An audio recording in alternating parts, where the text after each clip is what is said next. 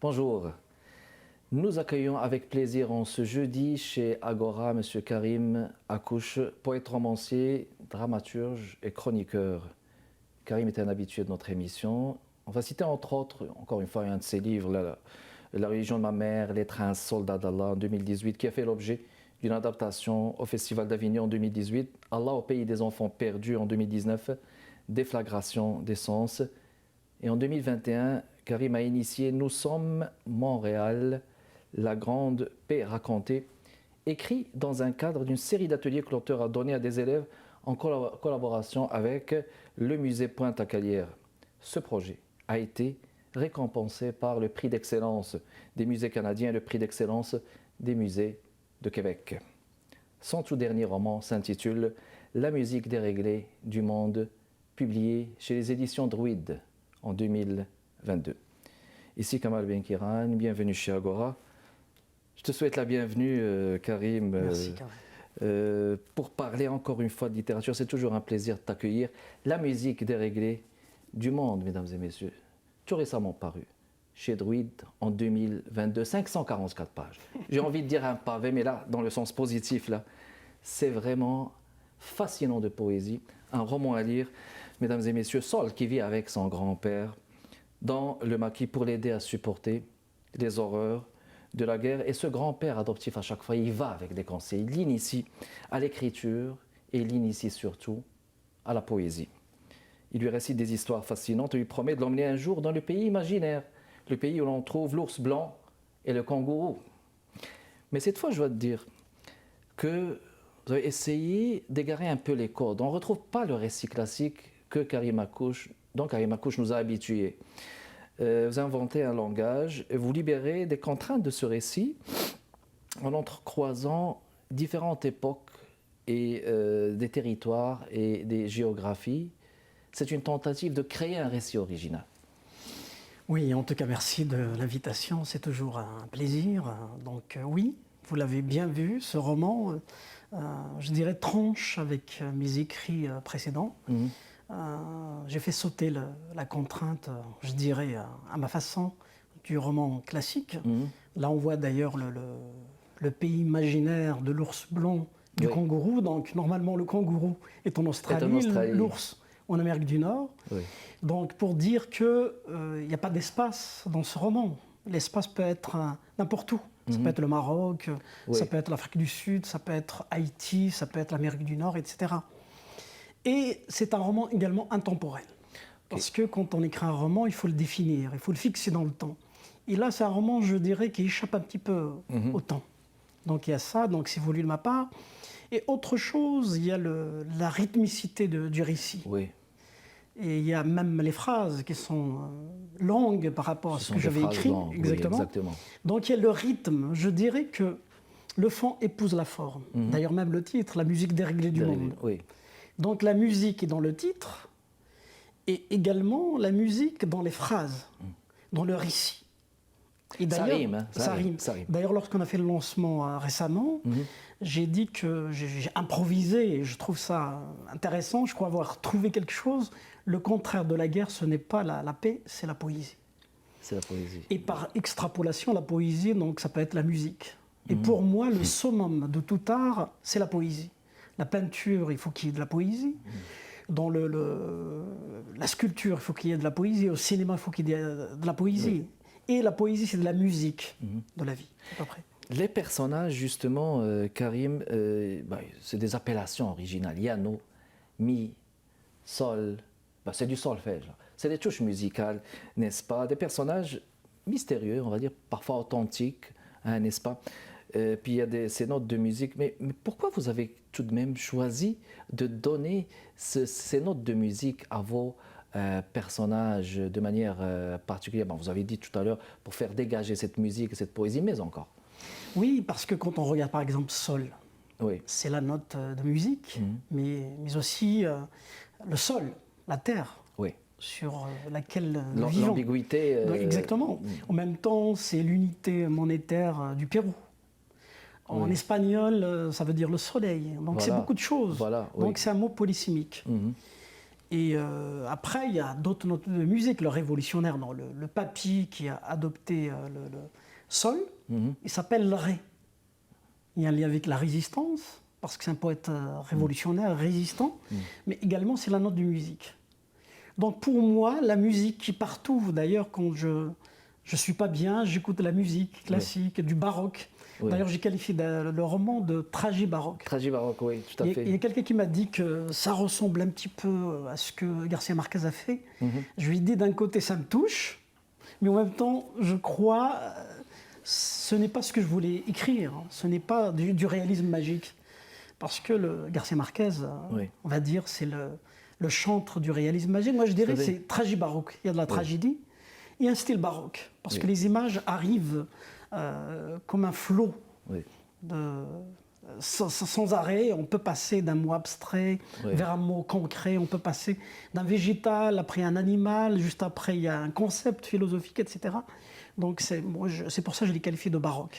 Mais vous dites que vous le qualifiez baroque. Moi, ça me renvoie un peu à la Méditerranée, à l'Italie, à la France. Vous êtes inspiré de l'Algérie en quelque sorte aussi ?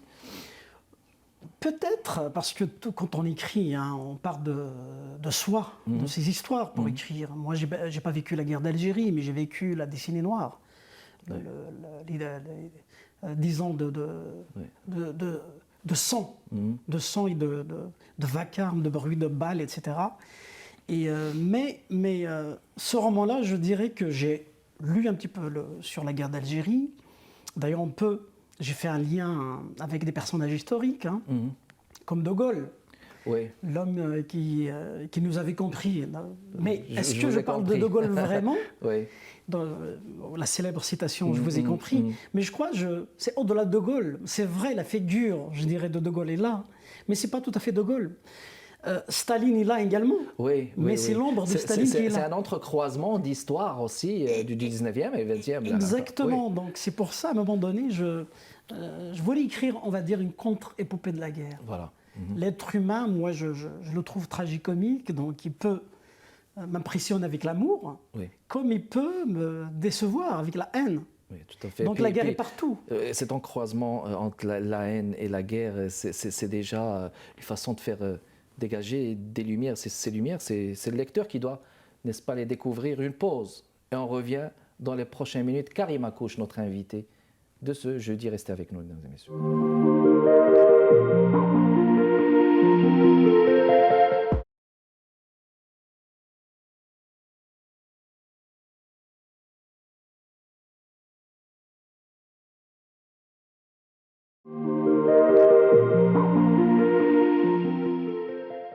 De retour avec vous, mesdames et messieurs, chez Agora, j'accueille Karim Akouche.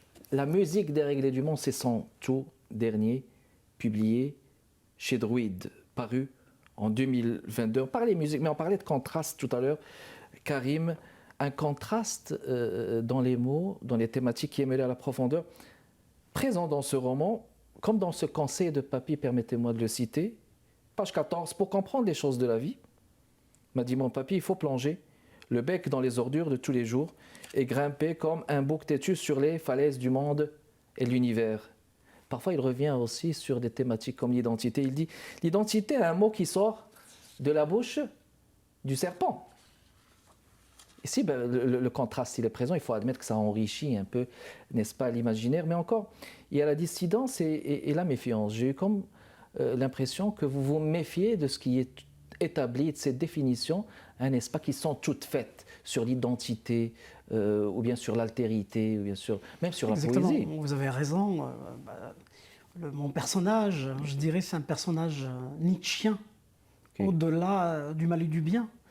Pour lui, d'ailleurs, pour revenir à Sol, il était issu à la fois du colonisé et du colonisateur. Et bon, le roman, il évite de définir les gens de colonisés et de colonisateurs. Il utilise l'expression les déjà là, ceux qui étaient là, les autochtones, et les tard venus, ceux qui sont arrivés après les colonisateurs. Après, tout à fait, oui. Parce que quand on ouvre le dictionnaire, la plupart des mots sont connotés. Et mon personnage, Sol, n'a pas fait l'école de la République, n'a pas fait l'école gratuite de l'État. Il a fait l'école du maquis. Et c'est son papy qui est poète qui lui donne des cours grâce à son dictionnaire intime de la résistance. Oui, grâce Donc, au à chaque dictionnaire de la fois, résistance, oui. quand le concept comme identité, c'est un concept, on va dire, pour adultes, il va consulter le dictionnaire, il va le définir avec humour. Donc il y a toujours de l'humour. Hein. Et la dérision. La dérision, exactement. Ouais. Et la dérision. C'est une sorte de caméra, hein, Oui, mon personnage. Il n'intervient pas. Quand on va lire le roman, on va comprendre certainement, il va être du côté de ceux qui étaient déjà là. Mais c'est une caméra candide. Oui. C'est-à-dire, c'est pas un roman à thèse. Hein. C'est pas un roman à thèse, mais chacun des lecteurs et des lectrices comprendront, on va dire, le sens de l'œuvre, ou même, je dirais, quand j'écris ce livre, je ne suis pas parti d'un concept. Parce que généralement, quand on écrit, on se dit, je vais écrire sur la guerre et la paix. Sur les deux, voilà. Je ne voulais pas partir de ce concept, je suis parti de la première image. Et le déclic m'est venu de deux images. J'ai vu la guerre en Syrie, une photographie d'une photographe française, un homme d'une cinquantaine d'années qui porte à califourchon sa mère et fuit la guerre en Syrie. Ça vous a inspiré. Je me suis dit, cette image, je vais l'utiliser, peut-être la première de mon roman. Une autre image, dans beaucoup d'ateliers dans des écoles à Montréal et au Québec. Et j'ai vu un Syrien, donc j'ai donné des cours à un Syrien. Donc il était tellement brillant, intelligent, qui a fui la guerre, qui arrive tout juste à Montréal. Je lui dis, lui, peut-être, il deviendra peut-être un jour un de mes personnages. Donc, quelque part, c'est le mélange de ces deux images. Donc, le papy qui porte à califourchon son fils vient de cet homme qui fuit la guerre, qui porte à califourchon sa mère. Sa mère, oui. Et Sol, indirectement, vient peut-être directement de mes ateliers. Cette lignée héritée familiale, quelque part. On constate justement, quand vous venez de dire, Karim, la perception de l'amour, de la guerre, qui forge le destin des personnages à chaque fois. Puis il y a un détail original, une lumière qui sort parfois. Moi, j'étais intrigué par le perroquet. Le perroquet qui parle pour Mi et qui semble exprimer le sentiment, éventuellement pour Sol. Ils lui disent, bon, ce passage, il a dit « Je t'aime mon ami, je t'aime mon ami ». Pour l'autre billet, il a hurlé « Va te faire voir, petit colon, va te faire voir, petit colon ». Dingue, ça projette toujours dans une lutte contre les forces du bien et du mal. Vous entrecroisez même la possibilité de faire parler vos personnages avec ce mot, on dirait un personnage, ce mot qui revient toujours, dingue. Oui, dingue, on revient à la musique. Oui, il y a un autre mot qui revient, c'est comme ta-ta-ta-ta. Oui. La musique, le vacarme des balles, il y a un rythme. C'est voulu de ma part. En même temps, c'est un enfant qui parle. Oui. Un enfant va utiliser des mots, des expressions qui reviennent à chaque fois. Oui, pour revenir au perroquet, moi je dirais c'est la transposition poétique du réel. Moi, une fois, je raconte une scène très similaire de ce que j'ai écrit dans La musique d'Arguez du monde. J'étais à Cuba, à La Havane. Oui. Et il y a un Cubain avec sa moto. Il a un petit chien. Et donc, grâce à des billets de banque, 20 $ américains, 20 $ canadiens, il pose la question aux touristes, est-ce que vous êtes américain? Vous êtes d'où? Et moi, je lui dis, je viens du Canada, du Québec. Il me montre le billet, il le montre au chien. Au chien. Dès qu'il voit le 20 $ américain, il ne va pas aboyer. Il va être content quasiment. Il va pousser un rire quasiment. Ouais. Mais lorsqu'il va lui montrer le billet 20 $ américain, et là, il devient nerveux. C'est comme s'il l'a repéré là que c'est plus cher. Là. Donc, quelque part, cette scène, moi, ça devient un perroquet. Oui. Peut-être ça vient également de cette scène vécue. Donc, c'est la transposition poétique du réel toujours. C'est pour ça que j'aime voyager. Bientôt, je vais aller au Chili, sur les traces de Neruda. Okay, parce que moi, je suis un observateur. Oui, c'est le propre de l'auteur d'ailleurs. D'ailleurs, en ce moment, je suis sur les réseaux sociaux. C'est pas un monde que j'aime parce que c'est virtuel. Ben moi, j'aime être très proche des gens. Mais il faut diffuser quand même au niveau des réseaux sociaux. Oui, c'est très bien pour la communication. Donc, moi, je ne vais pas cracher sur les réseaux sociaux. Mais en même temps, c'est un piège. Exact. Parce que quand le virtuel prend la place du réel, c'est très dangereux. Ça devient, moi, j'aime être dans je dirais la chair des choses, c'est-à-dire les êtres humains, les animaux, les végétaux, les insectes. La vie, tout court. La vie, c'est très important d'être dans le cru. Dans le réel, le réel, comme vous avez dit, Karim. Encore une pause et on revient dans les prochaines minutes, mesdames et messieurs. Karim Akouche, mon invité de ce jeudi, qui vient de faire sortir ce livre, à lire. La musique déréglé du monde chez Druide, paru en 2022, mesdames et messieurs. On vous revient tout de suite pour continuer notre conversation avec lui. À plus.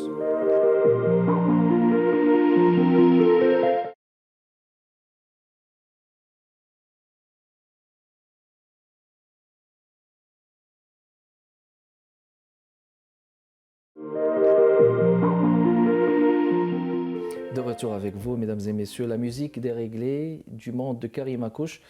C'est le roman dont on parle ce jeudi avec mon invité d'aujourd'hui, Karim. J'aimerais bien vous faire, j'allais dire vous faire goûter au parfum de ce roman plein de poésie. C'est pour ça que je te propose, Karim, de bien vouloir partager avec nous donc un extrait de ce roman. C'est à vous. Intéressé par mon histoire, l'officier avait braqué sur moi son œil solitaire et flippant. Je lui ai proposé de jouer ensemble. Pile, il serait le coq, et face, je jouerais le soldat. Il a fait une mot, car il avait détecté ma ruse. Il m'a dit que j'étais un enfant vif, moins pourri de la tête que les autres enfants du village, car je prononçais bien la langue de sa maman, que j'avais une chevelure bien soignée, malgré les poux et l'odeur de laine de mouton collée sur moi. Dingue. Il m'a dit que si je devenais bien domestiqué, il ferait peut-être des affaires avec moi. Dingue. Mais il m'a prévenu que ça n'était pas gagné d'avance, car avec des mioches de ma race, on ne sait jamais. On n'est pas constant selon lui. On est attiré par des choses louches. On est montagne, mais eux, ils sont plaines. Ils sont sable et on est haut. Il m'a dit que nous, on s'en fout de la montre et que le soleil a fait de nous des feignasses. Il m'a dit aussi que, pour nous, la mort est plus vivante que la vie. Dingue. Il m'a dit aussi que nos goûts sont différents, qu'on aime trop les épices et les choses colorées. Il m'a dit aussi qu'on pense trop avec le cœur et pas assez avec le cerveau. Et que c'est pour ça que lui et ses potes casqués sont venus nous civiliser. Dingue. Il m'a dit aussi qu'on n'aime pas le stylo, car on n'arrête pas de réinventer le zéro, au lieu de chercher à atteindre l'infini. Dingue, dingue. Il m'a dit que nous sommes des gens trop tarés pour bâtir un pays sérieux, car on déteste les lois et les frontières. Dingue, dingue, dingue. un bel entrecroisement, plusieurs choses, la vie et la mort. Mais la présence de la langue est très importante aussi pour déclamer son identité, j'allais dire. Oui, c'est important. J'essaye de bifurquer quand j'écris, j'essaye de surprendre. D'ailleurs, l'écriture, l'art d'écrire, c'est rompre avec l'accoutumance, les clichés, les banalités, et suivre parfois même la musicalité, la langue, ne guide sur un chemin à suivre pour écrire un récit. C'est très important. Il y a Camus qui dit mal définir les choses, c'est ajouter au malheur du monde. Oui, oui. Parfois, on définit les choses et on se trompe, parfois, parce que la vérité est multiple. Moi j'ai ma vérité, il y a la vôtre, mais il y a la grande V. C'est une valeur absolue, on ne peut pas l'atteindre, la vérité avec un grand V. Donc, mon personnage, je dirais qu'avec son langage propre à lui, qu'il a inventé, il essaye non pas de dire la grande vérité, de dire sa vérité à lui. Sa propre vérité. Et je dirais même avec ses sens, parce que, là, je ne sais pas ce que vous avez remarqué, il y a un lapin ici, oui. Il y a la lumière sur lui. Juste lui, là. Oui. Il y a un passage où il dit que c'est vrai, les ténèbres obscurcissent, oui. mais également trop de lumière aveugle, parfois. Oui. Quand on sacralise la raison, c'est dangereux également. La raison est intéressante. Oui. D'ailleurs, la médecine, on a des médicaments, des soins, etc. C'est grâce à la raison. Mais je dirais trop de lumière obscurcie, aveugle l'être humain. Il faut laisser les choses relatives, là. Exactement. À vrai dire, c'est un équilibre. Parce que l'excès, c'est pas... À vrai dire, c'est un équilibre à trouver entre le cœur et le cerveau. Ce qui manque au cerveau, peut-être c'est des émotions. Ce qui manque au cœur, c'est la raison. Donc c'est un équilibre à trouver. Mais ces personnages sont en fuite quelque part. Surtout Saul, il est dans une fuite contre la guerre. Bon, je sais que ce qui vous rapproche de vos personnages, c'est la poésie, Karim. Beaucoup plus, on va dire beaucoup plus, entre autres. Mais en quoi la poésie peut-elle sauver le monde, selon toi? c'est que la poésie, quand on la pratique, on est, je dirais, on va ralentir. On n'est pas dans la vitesse. Et on n'est pas dans la rentabilité coûte que coûte. On n'est pas dans la course. On est dans la lenteur. On est dans l'éloge de la lenteur. Ok. Et l'éloge de la lenteur, on est, je dirais, en symbiose avec la vie, avec les gens. Parce que là, à Montréal, par exemple, et même si peut-être ce n'est pas le meilleur exemple, en Amérique du Nord, ça court partout. Les gens, moi j'ai des amis qui sont richissimes, même des millionnaires, archimillionnaires, ils ont du mal à être avec les leurs, avec leurs enfants, avec leurs femmes, etc. Donc c'est triste. Je n'oublierai jamais une scène d'un ami millionnaire et qui s'est confié à moi. Il m'a dit, on partageait un café ensemble, il m'a dit, Karim, quel bonheur de partager cette tasse de café avec toi. Cette tasse vaut plus que les millions que j'ai dans mon compte bancaire. Cette interaction sociale. Parce qu'il est dans la vie enfin. Exact. Parce qu'on est tout le temps dans le faire, dans la course et dans l'avoir. On n'est pas dans l'être. Moi, j'essaye d'être dans l'être.